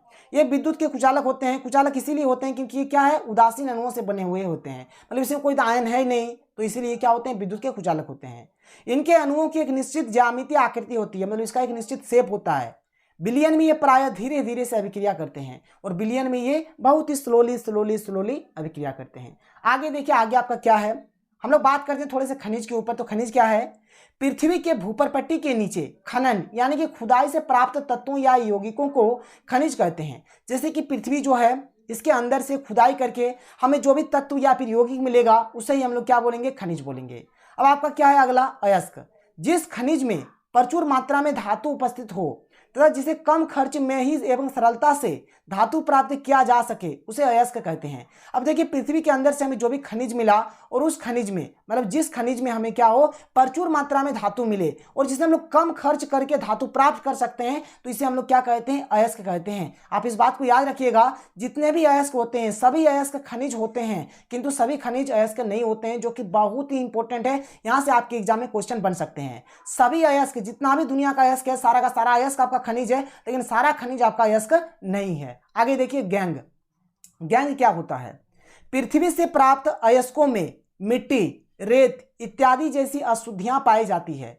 इन सब को एक साथ मिलाकर गैंग कहा जाता है। मतलब देखिए, हमें जो भी मतलब अयस्क प्राप्त होता है ना पृथ्वी के भूपरपट्टी से, पृथ्वी के अंदर खुदाई करने से, तो उसमें जो भी अयस्क होते हैं उसमें बहुत सारे मिट्टी होते हैं, रेत होते हैं, बहुत सारे अशुद्धियां पाई जाती है। इन्हीं सबको एक साथ मिलाकर हम लोग क्या बोलते हैं, गैंग बोलते हैं। गैंग देखिए, गैंग एक अकेले आदमी का नहीं होता है, बल्कि बहुत सारे लोग मिलकर एक गैंग बनता है। तो इसी प्रकार से मिट्टी, रेत, जितने भी अशुद्धियां हैं, सबको मिलाकर हम लोग एक साथ क्या बोलेंगे, गैंग बोलेंगे। चलिए आगे बढ़ते हैं और आगे देखते हैं। यहाँ पे देखिए कुछ महत्वपूर्ण अयस्क है, जैसे कि जस्ता के जो अयस्क है क्या है, जिंक ब्लेंड जिसको हम लोग ZnS बोलते हैं, कैलेमाइन जिसको ZnCO3 बोलते हैं, जिंकाइट जिसको हम लोग ZnO बोलते हैं। ये सब को आप याद कर लीजिएगा, परीक्षा में अक्सर क्वेश्चन पूछे जाते हैं। पारा के प्रमुख अयस्क जो कि सिनेबार है, जिसे हम लोग HGS बोलते हैं। एल्युमिनियम के प्रमुख अयस्क है आपका bauxite Al2O3 2H2O, करंडम Al2O3, cryolite Na3AlF6। ये सब आप याद कर लीजिएगा, बहुत ही इंपॉर्टेंट है, ठीक है। आगे बढ़ते हैं और आगे देखते हैं। आगे देखिए, यहाँ पर अब हम लोग बात करते हैं भर्जन और निस्थापन। देखिए भर्जन क्या होता है, तो भर्जन क्या होता है कि जब सल्फाइड अयस्क, देखिए यहां पर सल्फाइड का अयस्क रहेगा, इस बात को आपको याद रखना है। जब सल्फाइड अयस्क को वायु की उपस्थिति में, और सेकंड बात यहां पर वायु की उपस्थिति में हम लोग करा रहे हैं, अधिक ताप पर गर्म किया जाता है तो यह ऑक्साइड अयस्क में परिवर्तित हो जाती है। इस अभिक्रिया को भर्जन कहा जाता है। ठीक है, मतलब क्या हुआ, हम लोग सल्फाइड अयस्क लेंगे, इससे हम लोग वायु की उपस्थिति में क्या करेंगे, बहुत ही अधिक ताप पर जब गर्म करते हैं ना, जब अभिक्रिया कराते हैं, उस केस में क्या होता है, ये क्या होता है, ऑक्साइड अयस्क में परिवर्तित हो जाता है, और इस अभिक्रिया को हम लोग क्या कहते हैं, भर्जन कहते हैं। तो यहाँ पर देखिए जडनेस हमने लिया, जडनेस क्या है हमारा, सल्फाइड अयस्क है। O2 हमने रखा, यानी ये वायु की उपस्थिति में अभिक्रिया हो रहा है, इस प्रकार का हमने चिन्ह दे दिया, मतलब यहाँ पर गर्म कर रहे हैं। तो यहाँ पर देखिए ZNO मिला, यानी कि ऑक्साइड अयस्क बन रहा है। यहाँ पर देखिए O मतलब ऑक्साइड होता है, यहाँ पर S मतलब सल्फाइड होता है, यहाँ पर सल्फाइड का अयस्क है, यहाँ पर O यानी कि मतलब ऑक्साइड का अयस्क है, तो यहाँ पर आपको ऑक्साइड का अयस्क मिलता है। निस्तापन का अगर बात करें तो देखिए यहाँ पर क्या होता है, आपको समझना है, यहाँ पर कार्बोनेट का अयस्क रहता है, और यहाँ पर ऑक्सीजन की अनुपस्थिति में यह अभिक्रिया होता है। यहाँ पर भी गर्म कराते हैं, लेकिन ये ऑक्सीजन की अनुपस्थिति में होगा और ये ऑक्सीजन की उपस्थिति में होगा। बात क्लियर है। भर्जन में आपका सल्फाइड अयस्क रहेगा, वायु की उपस्थिति में गर्म करेंगे। यहाँ पर आपका कार्बोनेट अयस्क लेते हैं, वायु की अनुपस्थिति में गर्म करते हैं, और यहाँ पर भी ऑक्साइड अयस्क ही बनता है, इस बात को आपको याद रखना है। दोनों में कॉमन फैक्टर क्या है, ऑक्साइड अयस्क। यहाँ पर भी ऑक्साइड अयस्क बन रहा है और यहाँ पर भी आपका ऑक्साइड अयस्क बन रहा है। तो देखिए ZnCO3 है, ये आपका क्या है, कार्बोनेट अयस्क है, क्योंकि CO3 में कार्बोनेट होता है, तो कार्बोनेट का अयस्क है। वायु की अनुपस्थिति, यहाँ पर हमने O2 नहीं लगाया है, मतलब अनुपस्थिति है वायु का। यहाँ पर गर्म कर रहे हैं तो देखिए ZNO मिल रहा है और CO2 मिल रहा है, मतलब यहाँ पर भी आपको ऑक्साइड का ही अयस्क मिल रहा है, यहाँ पर भी आपको ऑक्साइड का अयस्क मिल रहा है। तो इसको आप फटाफट नोट डाउन कर लीजिए, और ये जो अभिक्रिया है इसको भी आप याद रखिएगा, बहुत ही इंपॉर्टेंट है। देखिए यहाँ से परीक्षा में भर्जन और निस्तापन का अंतर भी पूछा जाता है, तो आप बोलेंगे कि जो भर्जन होता है इसमें सल्फाइड अयस्क को गर्म किया जाता है, इसमें कार्बोनेट अयस्क को गर्म किया जाता है। ये जो अभिक्रिया ये वायु की उपस्थिति में होता है, ये वायु की अनुपस्थिति में होता है। ठीक है, इसमें भी आपका ऑक्साइड अयस्क का निर्माण होता है, इसमें भी आपका ऑक्साइड अयस्क का निर्माण होता है। तो इस प्रकार से आप हर एक चीज को बोल सकते हैं। आगे देखिए, आगे आपका क्या है, आगे है हमारा थर्मिट अभिक्रिया। तो ये थर्मिट अभिक्रिया क्या है कि जब निम्न अभिक्रियाशील धातु के ऑक्साइड को अधिक अभिक्रियाशील धातु के साथ अभिक्रिया कराई जाती है, तो अधिक अभिक्रियाशील धातु निम्न अभिक्रियाशील धातु को उसके ऑक्साइड से हटा देती है तथा बहुत अधिक मात्रा में ऊष्मा उत्सर्जित करती है, जिसके कारण धातु गलित अवस्था में पाई जाती है। इस प्रक्रिया को थर्मिट अभिक्रिया कहते हैं। बात को समझ लीजिए सर, यहाँ पर देखिए धातु के ऑक्साइड लिया जाता है, तो कैसा, तो निम्न अभिक्रियाशील धातु के ऑक्साइड लेंगे। देखिए यहाँ पर जो हमने अभिक्रिया कराया है, एक हमने क्या लिया है, यहाँ पर आयरन का ऑक्साइड है और यहाँ पर हमने एल्यूमिनियम लिया है।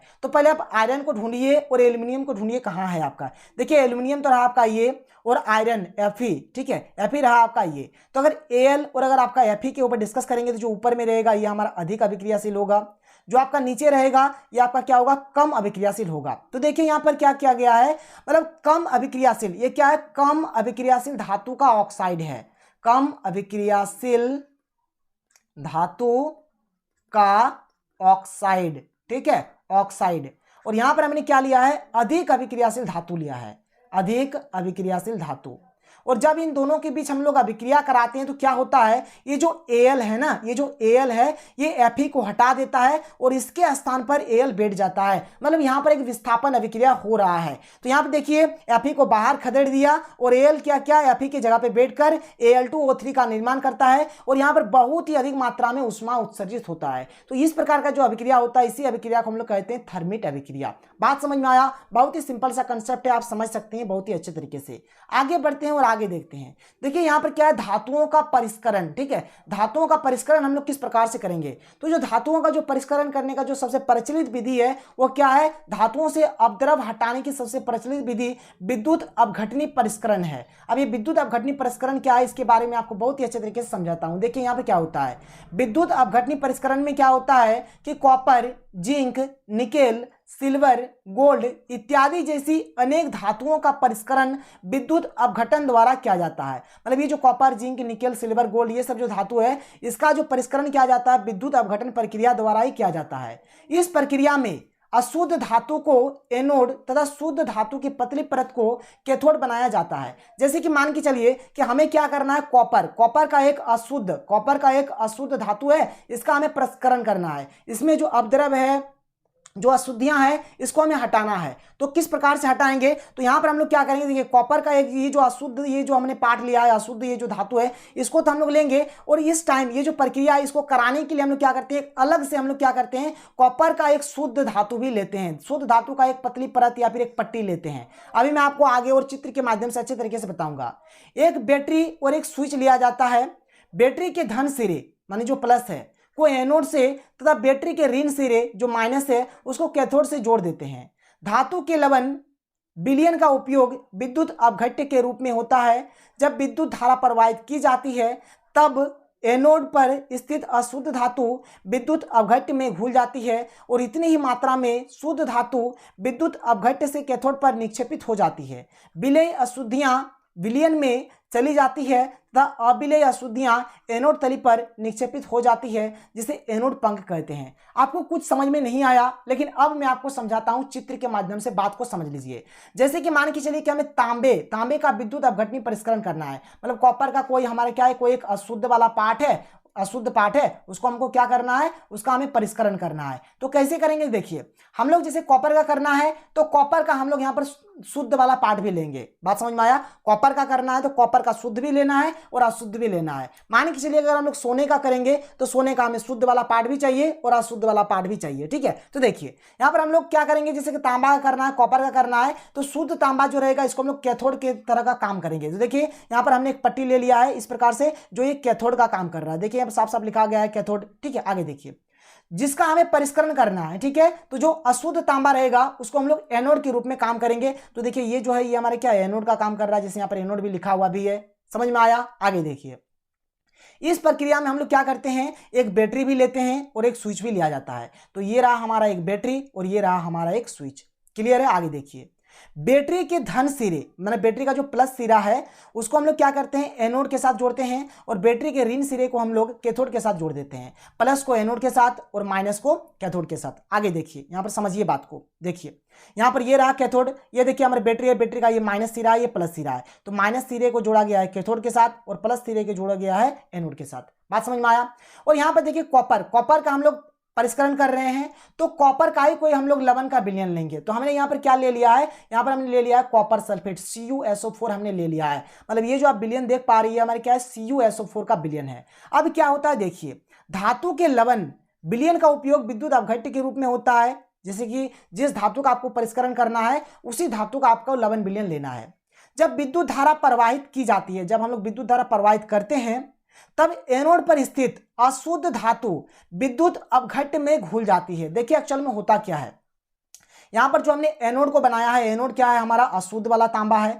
तो इसमें जितना भी ये जो एनोड वाला ये जो हमने कॉपर लिया है ना, ये जो अशुद्ध धातु वाला ये जो हमने कॉपर लिया है, इसमें जितना भी अशुद्ध होता है ये सारा का सारा अशुद्ध क्या होता है, विद्युत अपघट्य में घुल जाते हैं। ठीक है, विद्युत अपघट्य में घुल जाते हैं, कॉपर सल्फेट के विलयन में घुल जा रहे हैं, और जितना भी शुद्ध वाला पार्ट है सारा का सारा पार्ट आकर इसमें जमा हो जा रहा है। किसमें, कैथोड में जमा हो जा रहा है। वही चीज लिखा गया है, ठीक है। और यहाँ पर ये जो अशुद्धियां हैं धीरे धीरे धीरे धीरे इसमें घुल के यहाँ पर देखिए कुछ इस प्रकार से जम जाता है। तो इसको हम लोग क्या बोलते हैं, एनोड पंख बोलते हैं या फिर अपद्रव्य बोलते हैं।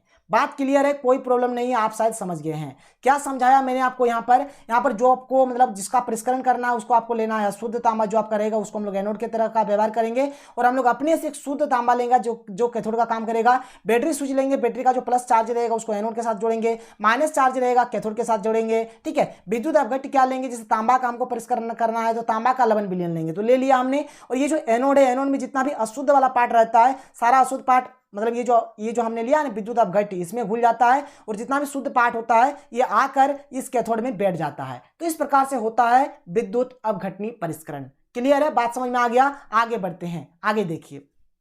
मिश्र धातु, मिश्र धातु किसको बोलते हैं, तो जब दो या दो से अधिक धातुओं को एक निश्चित अनुपात में मिलाया जाता है तो इस प्रकार प्राप्त मिश्रण को मिश्र धातु कहते हैं। बात समझ में आया। मतलब इसमें क्या होता है, दो या दो से अधिक मतलब धातुओं को लिया जाता है, एक निश्चित अनुपात में मिलाया जाता है, और हमें जो मतलब प्राप्त होता है मिश्रण, उसी मिश्रण को हम लोग कहते हैं मिश्र धातु। जैसे पीतल का बात करें तो पीतल जो होता है ये कॉपर और जिंक का मिश्र धातु होता है। कांसा जो होता है ये कॉपर और टीन का मिश्र धातु होता है। टीन को हम लोग रांगा भी बोलते हैं, इस बात को आपको याद रखना है। तो जो कांसा होता है कॉपर और रांगा का भी मिश्र धातु हम लोग बोल सकते हैं। सोल्डर जो होता है ये टीन और सीसा का मिश्र धातु होता है। देखिए आप नाम सुने होंगे स्टेनलेस इस्पात यानी कि स्टेनलेस स्टील। आप घर में आपका जो थाली है, कटोरा है, लोटा है, ये सब आपका क्या है, स्टील का है। और आप देखिएगा स्टील में पानी से जितना भी अभिक्रिया कराइए ये उतना जल्दी मतलब संक्षारित नहीं होता, जंग इसमें नहीं लगता। क्यों? तो ये जो स्टेनलेस इस्पात होता है यानी कि स्टेनलेस स्टील जो होता है ये क्या होता है, लोहा को निकेल एवं क्रोमियम के साथ मिश्रित कर बनी मिश्र धातु स्टेनलेस इस्पात कहलाती है। मतलब लोहा जो रहता है उसमें निकेल और क्रोमियम को हम लोग क्या करते हैं, मतलब दोनों को मिश्रित करके एक मिश्र धातु बनाते हैं, इसे हम लोग स्टेनलेस इस्पात कहते हैं। स्टेनलेस इस्पात काफी कठोर एवं जंग नहीं लगने वाला मिश्र धातु होता है, इसमें जंग नहीं लगता। आप देखे होंगे, आप तो रोजाना थाली में खाते हैं, स्टील के थाली में खाते हैं, उसमें देखिए डेली पानी से अभिक्रिया करता है लेकिन किसी भी प्रकार का कोई जंग नहीं लगता है। ठीक है, तो बस यही आपका स्टेनलेस स्टील। ठीक है, आगे देखिए, आगे आपका क्या है, सोना की मिश्र धातु के बारे में थोड़ा सा डिस्कस कर लेते हैं। देखिए जो शुद्ध सोना होता है 24 कैरेट का होता है, लेकिन हम लोग का जो आभूषण बनता है ना ये 22 कैरेट का होता है। जो 24 कैरेट वाला जो सोना होता है ये बहुत ही मुलायम होता है, बहुत ही लचीलादार होता है, मतलब इसको जिधर हम लोग मतलब करेंगे ना ये उधर मतलब घूम जाता है। इसीलिए मतलब आभूषण बनाने के लिए मतलब ये जो 24 कैरेट का ये जो सोना होता है ये मतलब अनुपयुक्त होता है, मतलब ये यूजफुल नहीं है। ठीक है, तो जो आभूषण बनाया जाता है वो 22 कैरेट का सोना होता है। ठीक है, और ये जो 22 कैरेट का जो सोना होता है इसमें 22 भाग सोना रहता है और 2 भाग सिल्वर का रहता है या फिर कॉपर का रहता है। बात समझ में आया? जो देखिए 24 कैरेट का शुद्ध सोना होता है, तो 24 कैरेट का जो सोना होता है इससे हम लोग मतलब आभूषण नहीं बना सकते हैं, तो आभूषण बनाया जाता है 22 कैरेट के सोना से। तो 22 कैरेट का जो सोना होता है उसमें 22 भाग हमारा सोना रहता है और 2 भाग जो रहेगा या तो सिल्वर रहेगा या फिर कॉपर रहेगा। बस यही चीज यहाँ पर कहा गया है। आगे देखिए, आगे है आपका संक्षारण। ठीक है, और संक्षारण को मैंने आपको पार्ट 1 में भी बताया था कि जब कोई धातु को खुले वायु में रखा जाता है तो नमी, आर्द्रता, अम्ल आदि के साथ अभिक्रिया कर संक्षारित हो जाती है। इस प्रक्रिया को संक्षारण कहते हैं। जैसे लोहे में जंग लगना, तांबे के ऊपर हरा परत चढ़ना, चांदी के ऊपर काला परत चढ़ना। देखिए यहाँ पर एक बहुत ही अच्छा क्वेश्चन बनता है कि लोहे की वस्तुओं को हम पेंट क्यों करते हैं? तो लोहे की वस्तुओं को हम पेंट जंग से बचाने तथा सुंदर दिखने के लिए करते हैं। देखिए पहला इसका जो मेन रीजन है जंग से बचाने के लिए। सुंदर देखना तो ये अलग बात है, लेकिन इसको जंग से बचाने के लिए हम लोग क्या करते हैं, इसको पेंट करते हैं। आगे बढ़ते हैं और आगे देखते हैं आगे क्या है हमारा संक्षारण से बचाने के उपाय।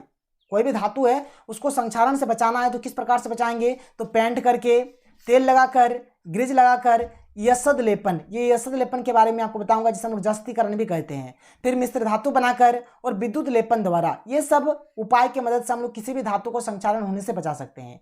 अब ये यशद लेपन यानी कि जस्तीकरण क्या होता है कि धातु की सतह को जंग से बचाने के लिए इसके ऊपर जस्ते की परत चढ़ाई जाती है। इस प्रक्रिया को जस्तीकरण या फिर यशद लेपन कहते हैं। मतलब जो धातु होता है ना, धातु जो होता है ना उसके ऊपर क्या करा जाता है, जस्ता का परत चढ़ाया जाता है और इसी को हम लोग जस्तीकरण कहते हैं। एक है आपका विद्युत लेपन। विद्युत लेपन क्या है? विद्युत लेपन क्रिया द्वारा किसी धातु पर किसी अन्य धातु का लेप चढ़ाना विद्युत लेपन कहलाता है। मान के चलिए कोई धातु है, उस धातु के ऊपर हम लोग क्या करेंगे, कोई दूसरा धातु का लेप चढ़ा देंगे और इसी धातु को हम लोग क्या बोलते हैं, विद्युत लेपन बोलते हैं। माने ये जो प्रक्रिया है। ठीक है, आगे बढ़िए, जो कि यही हमारा लास्ट है। आगे क्या है देखिए, आप देखोगे ये जो है ये दिल्ली का कुतुब मीनार है। ये आज का नहीं है बल्कि बहुत 2000 वर्ष पुराना है। ठीक है, लेकिन ये अभी तक जंग नहीं लगा है। क्यों नहीं लगा इस बात को समझ लीजिए कि दिल्ली में कुतुब मीनार के निकट 8 मीटर ऊंचाई और 6 टन यानी कि 6000 किलोग्राम वजन वाला एक ऐतिहासिक लोह स्तंभ है।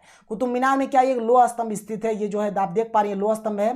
2000 वर्ष पुराना होने के बावजूद अपने पूर्व अवस्था में ही ज्यों का त्यों कायम है। यह संक्षारण या जंग से आज भी मुक्त है। ठीक है, तो समझ लीजिए पहले का जमाने के जो आदमी थे उन्हें भी पता था कि किस प्रकार से इसे जंग से बचाया जा सकता है। एक होता है अमलगम। तो अमलगम क्या है कि जब किसी मिश्र धातु में एक तत्व पारद यानी कि पारा यानी कि Hg हो तो उसे अमलगम कहते हैं। मतलब मिश्र धातु क्या होता है, 2 या 2 से अधिक जो तत्व धातु लेते हैं उसको हम लोग एक निश्चित अनुपात में मिला लेते हैं तो उसी को हम लोग कहते हैं मिश्र धातु। यहाँ पर क्या होगा, मान के चलिए जो मिश्र धातु बना रहे हैं अगर उसमें एक धातु हमारे क्या हो, एक तत्व क्या हो, पारा हो यानी कि Hg हो तो इसे हम लोग कहते हैं अमलगम। ठीक है, अब हमारा जो अगला लेक्चर आने वाला है, अगले लेक्चर में हम लोग कार्बन एवं उसके यौगिक को एक ही वीडियो में कंप्लीट चैप्टर को देखने वाले हैं। तो अगर ये वीडियो आपको पसंद आया तो वीडियो को लाइक कर दें। अगर आपने अभी तक हमारे चैनल को सब्सक्राइब नहीं किया तो सब्सक्राइब करके बेल के आइकन को प्रेस कर लें। और अगर आपने पिछले वीडियो को नहीं देखा है तो पिछले वीडियो को भी देख लीजिए। तो मिलते हैं अगले वीडियो में। थैंक यू, जय हिंद।